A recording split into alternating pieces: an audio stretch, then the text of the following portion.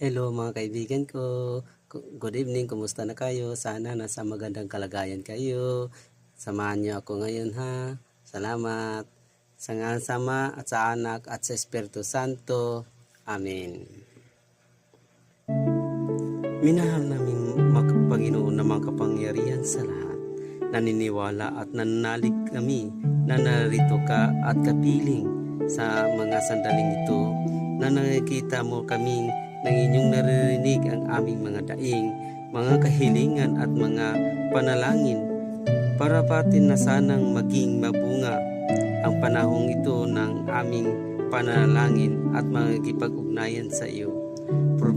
Tulungan mo kami sa mga problemang hinaharap ngayon at mabuting pangangatawan para maipagpatuloy namin ang aming mga gawain, hangarin at